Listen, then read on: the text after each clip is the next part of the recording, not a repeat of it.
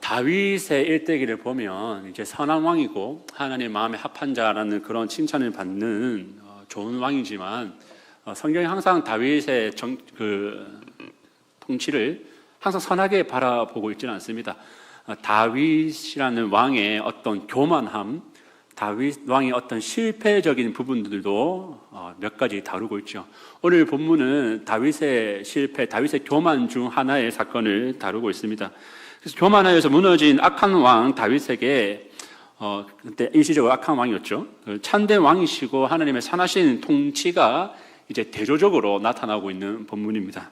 그래서 오늘 본문을 통해서 하나님의 선한 통치를 세 가지를 살펴볼 것입니다. 첫째로는 하나님께서 의롭게 통치하신다는 것, 두 번째는 하나님께서 자비롭게 통치하신다는 것, 세 번째 아무리 그래도 하나님께서 끝까지 우리를 다스려 주신다는 것, 이것이 하나님의 선한 왕의 통치 세 가지를 꼽고 그것을 함께 살펴보는 시간을 갖도록 하겠습니다. 첫 번째로 하나님이 의로우시다는 것을 먼저 살피겠습니다. 누군가가 그랬습니다. 그 사람의 됨됨이를 알려면 그 사람에게 권력을 쥐어줘 봐라. 그 사람이 권력을 가지고 무엇을 하는가를 보면 비로소 그것을 알 수 있다라고 말하죠. 요즘에는 뭐 권력까지 줄 필요 없이 운전대만 쥐어줘도 그 사람의 됨됨이를 잘 알 수 있는데, 아무튼 권력을 쥐어주면 자기가 할 수 있는 게 많아지면 그 사람의 됨됨이가 보인다는 겁니다. 제가 이병 때 진짜 많이 가혹행위와 구타를 많이 당했거든요. 여기에 또 해병대 선배들이 좀 많다는 걸 아는데도 제가 이렇게 말을 한번 해봅니다. 제가 해병대 출신인데 2005년도만 해도 그렇게 구타와 가혹행위가 심했습니다. 그래서 삼병자한테 왜 저러냐, 함께 나라 지키는 사람들인데 그 후임들이 사랑할 줄 알아야지, 진짜 악하다. 제가 삼병장 돼서 권력을 쥐게 되었을 때 이해가 되더라고요. 이게 좀 맞아야 되겠다라는 말이 절로 나올 정도로 말을 안 듣긴 하더라고요. 이게 또 다르답니다. 또 제가 이제 전역을 하고 나서 이제 신대원 전도사 때 몇몇 선배들을 보면서 왜 저렇게 하시나, 여기가 군대도 아닌데 왜 그렇게 하시나 했는데, 제가 이제 짬밥을 먹고 보니까 군대처럼 굴려야 되겠다는 생각도 한 번씩 들더라고요. 이게 권력을 쥐어보면 사람이 바뀝니다. 아무것도 없을 때는 왜 겸손해야지, 사랑해야지 이렇게 늘 말하다가도 권력이 주어지면 거기서 자유할 사람이 얼마나 있겠습니까? 그거는 이미 역사적으로 나와 있죠. 우리가 세상 왕들을 보더라도, 세상 통치자들을 보더라도 정말 선한 왕이 더 많습니까? 악한 왕들이 더 많습니까? 악한 왕들이 훨씬 더 많습니다. 더 좁혀서 보면 이스라엘 왕들을 봐도 알 수 있죠. 남유다 북이스라엘 왕들을 보면 선한 왕들은 정말 손에 꼽고 이름까지 외울 수 있습니다. 근데 악한 왕들은 이름 외울 수 있습니까? 못 외웁니다. 너무 많아서요. 인간의 마음이라는 것이, 교만한 마음이라는 것이 통치자가 되고 권력을 쥐게 되면 그렇게 오만해지고 교만하게 되더라는 것입니다. 근데 다윗도 그랬습니다. 다윗도 왕이 되었을 때 정말 선한 왕이고 그 누구와 비교할 수 없을 정도로 그렇게 하나님의 마음에 합한 자로서 살아갔지만, 그도 때때로 교만해지고 하나님 앞에 교만한 마음으로 죄를 몇 번 저질렀죠. 다윗의 이 악한 통치를 보십시오. 다윗이 내가 왕인데 내가 할 수 있다면 한다는 겁니다. 내가 바세바의 아름다움을 보고 내가 취할 수 있으니까 취해버린다는 겁니다. 그 다윗이 목동일 때 그런 일들이 일어났겠습니까? 할 수 없을 때는 하지 말아야지라고 생각하지만 할 수 있는 힘이 주어지니까, 권력이 있으니까 그런 악한 일들을 그냥 해버리더라는 것입니다. 그래서 이 다윗이 내가 왕이니까 내가 마음대로 하겠다 해가지고 일어났던 일들을 보십시오. 그 교만으로 인하여서 얼마나 악한 일이 일어났습니까? 우리아가 아무것도 모르고 죽었지만, 우리아가 이 사실을 알게 됐다면, 자기가 왜 죽었는지 알게 되면 얼마나 큰 억울함과 얼마나 큰 울분에 사로잡혔겠습니까? 하나님 너무 억울합니다. 너무 화가 납니다라고 하나님께 고소하지 않았겠습니까? 근데 참된 왕이신 하나님은 다윗의 이 범죄를 간과하지 않으셨습니다. 하나님은 다윗을 무척이나 사랑하시죠. 그래서 다윗이 회개할 때 그냥 넘어가실 수도 있지 않습니까? 그런데 하나님은 그렇게 하지 않았습니다. 다윗이 그렇게 간절하게 회개하고 금식하며 기도할 때 하나님께서는 다윗을 용서하셨지만 그 벌을 내리지 않는 것은 않으셨습니다. 벌은 내리셨죠. 그 벌이 어떤 벌입니까? 자기가 저지른 죄 때문에 자기의 아들이 죽는 겁니다. 바세바를 통해 낳는 아들이 죽는 것이죠. 여러분, 이게 얼마나 끔찍한 형벌입니까? 부모의 마음을 생각해 보십시오. 제가 지금 조금 목감기 기운이 있는데 어제 아내랑 같이 잠을 자다가 제가 기침을 좀 하니까 아내가 감기가 오면 안 된다고 아이들 방으로 가려고 하더라고요. 그래서 제가 잡았습니다. 그래서 지금 아내가 좀 감기 기운이 또 있거든요. 근데 이제 제가 만약에 아내가 감기 걸리면 나는 이제 사역을 해야 되니까 나도 이제 다른 방에 가려다가 또 붙잡혀가지고 감기 같이 걸리고 한단 말이죠. 근데 자녀들이 감기 걸리면 어떻습니까? 자녀들이 감기 걸리면 가서 그 열이 식혀질 때까지 맞죠? 물수건을 해가지고 밤새도록 열이 떨어지려고 계속 밤을 새면서 아이의 몸을 닦아주죠. 그리고 아이가 아프지 말고 차라리 내가 아프면 뭐라도 술 얻었을 건데 이 아이가 말도 못하고 얼마나 힘들까. 이러한 슬픔을 가지는 것이, 이러한 마음을 가지는 것이 부모 마음 아닙니까? 자녀가 어렵고 힘들고 또 죽음의 위기에 처하면 내가 죽어야 되는데, 내가 대신에 죽어야 되는데 라는 그런 뉴스와 기사들을 많이 보게 되죠. 그런데 다윗을 보십시오. 다윗은 자신의 범죄 때문에 자녀가 죽게 되었습니다. 그 벌이 얼마나 다윗에게 크게 다가왔습니까? 하나님은 그 다윗이 저지른 범죄를 결코 간과하고 넘어가지 않으셨습니다. 그 우리아의 슬픔과 억울함을 갚아주셨죠.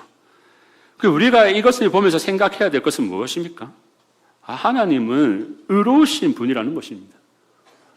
이 세상 사람들을 보십시오. 권력자를 따라서 라인 타고 자기 사람 챙기고 이 세상에서 얼마나 불법과 반칙이 얼마나 난무합니까? 하나님께서 내가 다윗을 사랑한다라고 눈 감아주지 아니하시고 그 우리아의 울분과 그 슬픔을 다 들으시고 이 벌을 내리시는 것처럼 하나님은 그렇게 하지 않으십니다. 우리 선하신 하나님은 우리의 울분과 억울함을 나으시는 분이 아닙니다. 우리의 울분과 억울함을 반드시 풀어주시고 들어주시는 선하시고 의로우신 하나님이십니다. 그러므로 우리가 생각해야 될 것은 하나님께서 정의로우시고 가장 의로우시기에 불의를 반드시 하나님께서 갚아주신다는 거죠. 우리가 갚으려고 하고 우리가 그 원수를 갚으려고 하는 것이 하면 안 된다는 겁니다. 하나님께서 반드시 자기 백성들의 슬픔과 울분과 억울함을 다 들으시고 의롭게 재판하시는 선하신 하나님이라는 것을 믿어야 합니다. 하나님께서 하물며 아들을 내어주기까지 사랑하는 우리의 원한과 슬픔, 우리의 참음을 주님께서 그 마음을 헤아려 주지 않으시겠습니까? 하나님만이 선하시고 의로우시니 내가 원수를 재판하는 것을 하나님께 맡기고 제게 말씀하신 바 원수를 사랑하며 끝까지 살아가겠습니다. 이것이 우리의 믿음이고 우리의 소망이죠. 하나님이 선하시다는 것을 믿으며. 성도 여러분, 우리가 살아가면서 복수하지 마라. 악을 악으로 갚지 마라. 오른손이 한 일을 왼손을 모르도록 의를 행하라 라는 말씀을 지키며 살아가야 됩니다. 하나님은 의로우셔서요, 우리가 하나님께 순종하면서 흘리는 눈물들, 하나님께 순종하기 위해서 하는 모든 수고들을 하나님께서 다 알고 계십니다. 하나님은 그것을 간과하지 않으시고요, 우리가 악을 만나고 우리가 억울함과 슬픔과 울분을 만났을 때 그래도 하나님께서 재판하시겠지, 그래도 내가 해야 될 것은 사랑하고 용서하는 거지 라고 고백하며 살아가는 모든 성도들의 인내를 하나님께서 다 알고 계십니다. 하나님은 절대 이 세상 가운데 반칙과 또 불법을 낳으시는 분이 아니라 항상 이 세상 가운데 의로 통치하시고 정의롭게 하신다는 것을 믿으며 살아가야 하겠습니다. 두 번째 믿어야 될 것은 무엇입니까? 하나님께서는 자비로우신 왕이라는 것입니다. 이 말씀을 통해 하나님의 자비하심을 볼 수 있는데 벌과 심판은 다릅니다. 하나님은 죄로 죽은 다윗을 살리기 위해서 선지자를 보내셨습니다. 정죄하시고 심판을 선포하시죠. 여러분, 죽은 사람에게는 아무런 꼬집고, 죽은 사람에게 아무리 꼬집고 뺨을 때려도 기분 나빠하지 않습니다.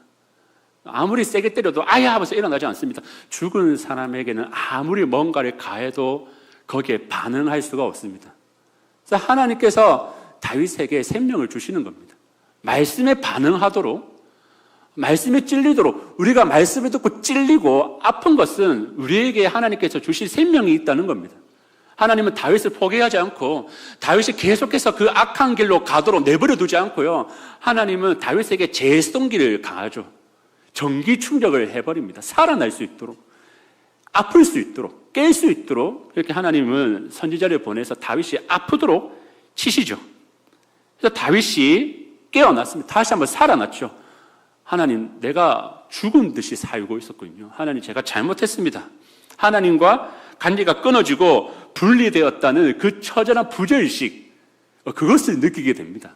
여러분, 지옥에 있어서, 지옥이라는 그런 어떤 존재 개념에 있어서 가장 큰 형벌이 뭡니까? 그것은 하나님의 부재함입니다. 더 이상 우리가 아무리 고통 속에서 하나님을 찾고 부르짖는다 할지라도 하나님은 그곳에 계시지가 않습니다. 그게 지옥이 우리에게 가져다주는 가장 큰 10년의 공포 아닙니까? 우리가 불러도 하나님은 들어주지 아니하시고 회개해도 하나님은 용서해 주지 않으신다, 우리가 지옥에 들어가면.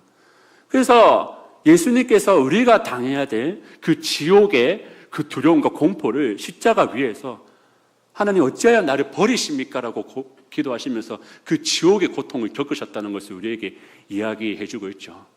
그래서 다윗은 그 고통을 겪었습니다. 하나님, 제가 하나님과 단절되지 않게 하여 주시옵소서. 제가 교만하고 오만하여서 하나님을 부르짖고 하나님의 통치를 바라보며 살아야 되는데 내가 왕인 것처럼 살았습니다.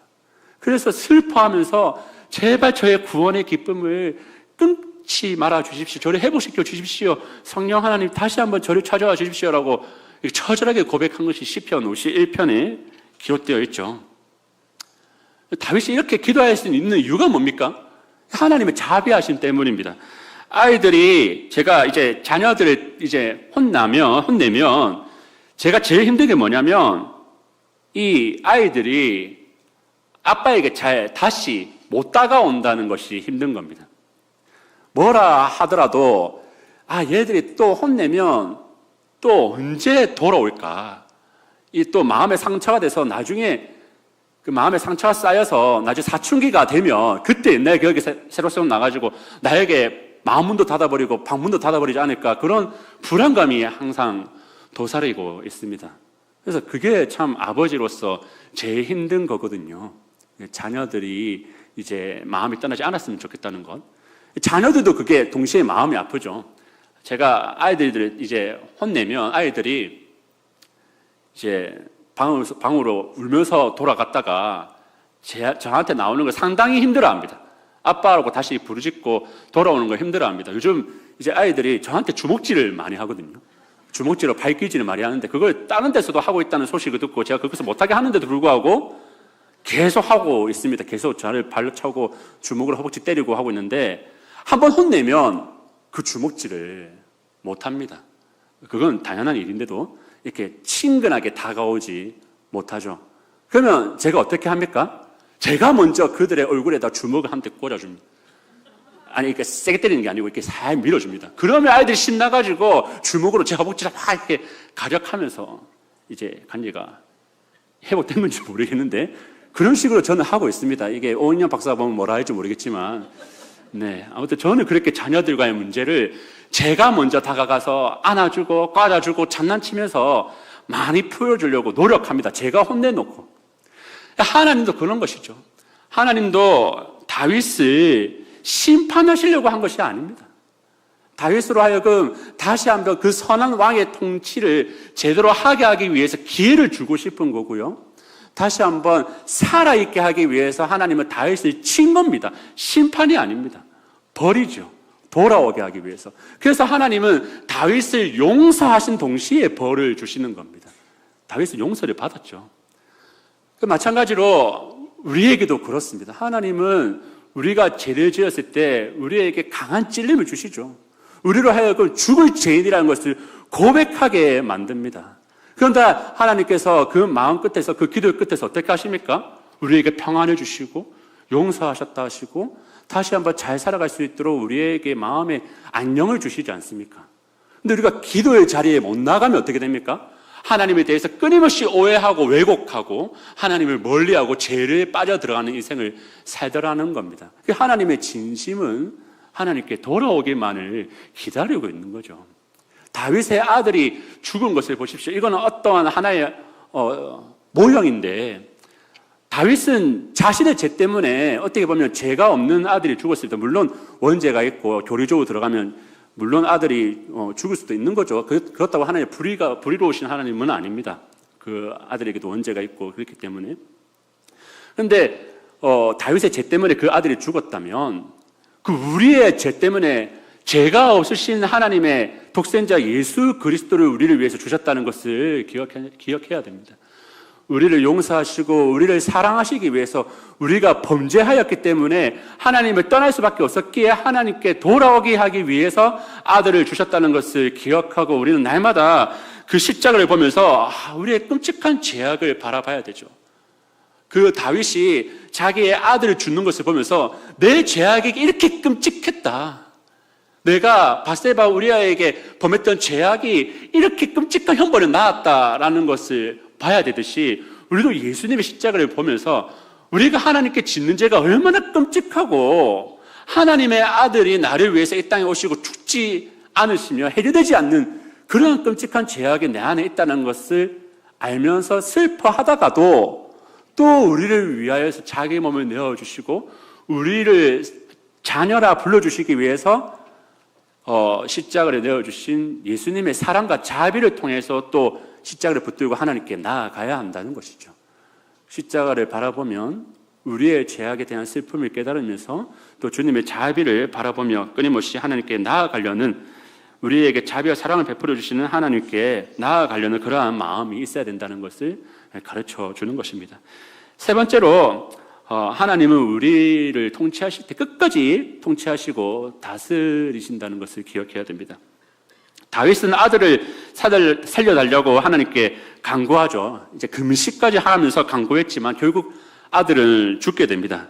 신하들은 다윗의 아들이 죽었다는 말을 다윗에게 못합니다. 왜냐하면 저렇게 매달리고 기도하고 금식하고 있는데 아들이 죽었다고 얘기하면 얼마나 낙심할까, 얼마나 실망할까, 얼마나 분노를 낼까, 내가 이렇게까지 했는데 라고 이렇게 완전히 정신을 잃어버릴까봐 이 말을 못하죠.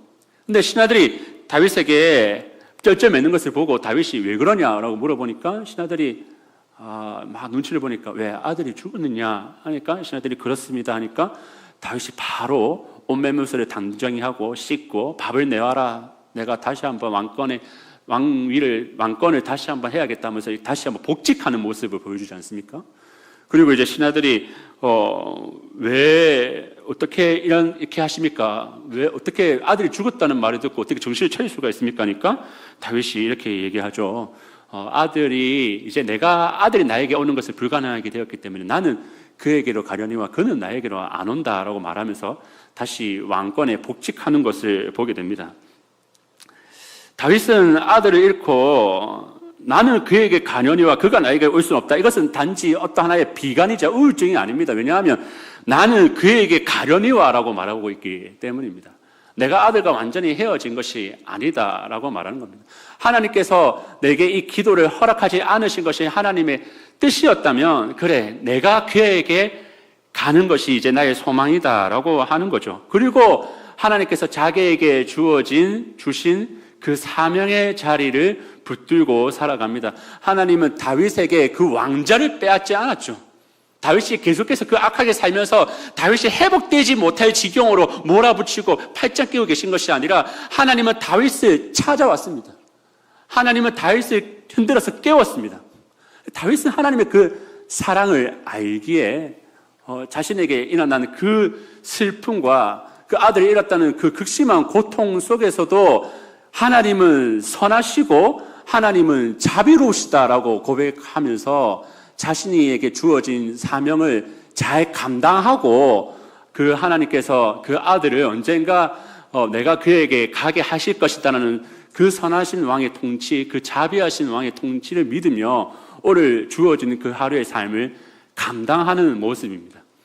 우리가 삶을 살아가면서 얼마나 많은 어떤 억울함과 울분과 또 하나님께서 내 기도를 들어주시지 않는다는 그런 어떤 오해와 원망할 때가 얼마나 많습니까?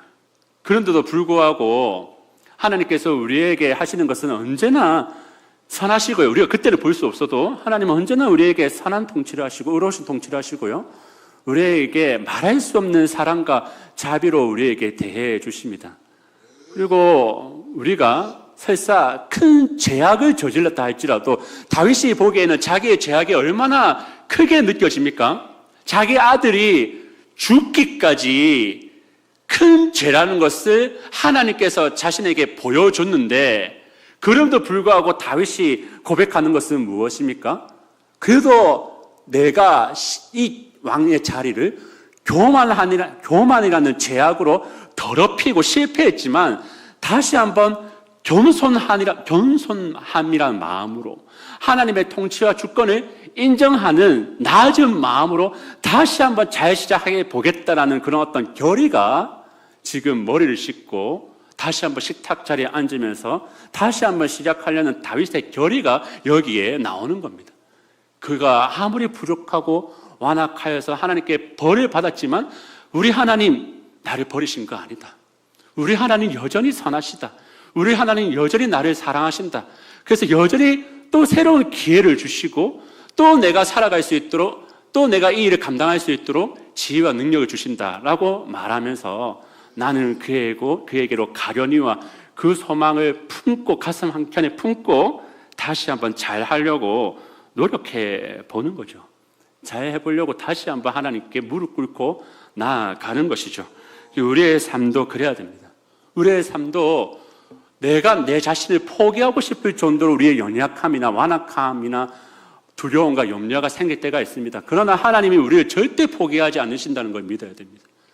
하나님께서 선하시게 통치하시고 의롭게 통치하시고 사랑과 자비로 통치하시기 때문에 나는 완악하고 나는 사랑이 없지만 나를 다스리는 하나님으로 말미암아 어떻게든 나를 통해서 하나님은 그의 뜻을 이룰 것이다라는 소망으로 다시 한번 하루하루 살아가는 것이 우리의 소망이 되어야 되겠습니다. 우리의 선하신 하나님께서 나를 그렇게 다스리시고 통치하신다는 것. 나는 부족하지만 우리 왕이 선해서 우리 왕이 의로워서 우리 왕이 능력이 많아서 우리 왕이 자비가 많아서 나는 오늘 하루도 담대하게 살아간다라는 그런 하나님 나라의 백성으로서 고백하며 하루를 꿋꿋이 살아가는 저 여러분이 되기를 주의 이름으로 축원합니다.